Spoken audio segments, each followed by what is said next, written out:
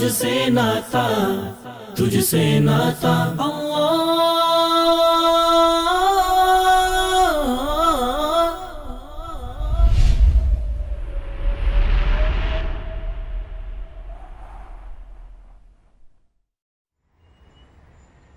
اللہ تعالی بہترین سننے والا بھی ہے۔ قرآن مجید میں ارشاد ربانی ہے، قل ان ضللت فانما اضل على نفسي وان اهتديت فبما يوحي الي ربي انه سميع قريب۔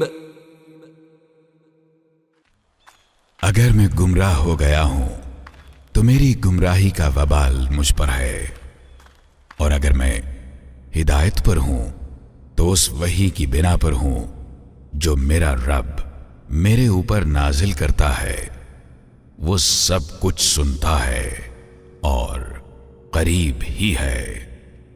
اللہ تعالی کے ہر طرح سے اور ہمیشہ سننے کا ذکر قرآن مجید میں 45 مرتبہ آیا ہے۔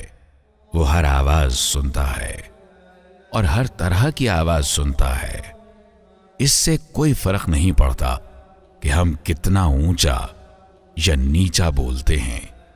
اللہ فرماتا ہے،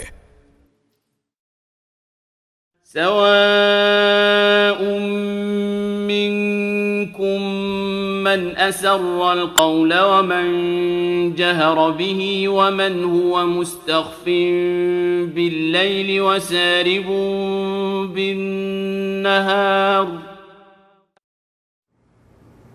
تم میں سے کوئی شخص خاص زور سے بات کرے یا آہستہ، اور کوئی رات کی تاریکی میں چھپا ہوا ہو یا دن کی روشنی میں چل رہا ہو، اس کے لیے سب یکساں ہیں۔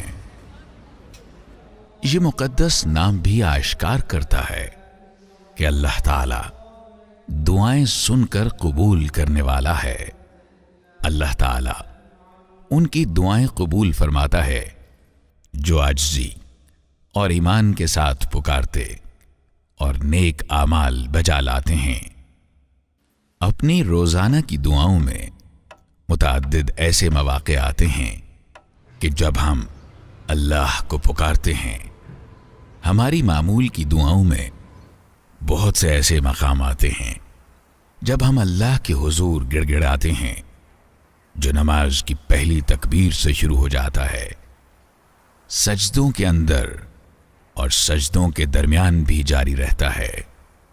یا تو اللہ تعالی فوراً ہی ہماری پکار سن لیتا ہے، یا وہ ہماری اس دعا کے بقدر ہم پر آنے والی کوئی آفت ٹال دیتا ہے، یا وہ اس کا بدلہ قیامت کے روز عطا فرما دے گا۔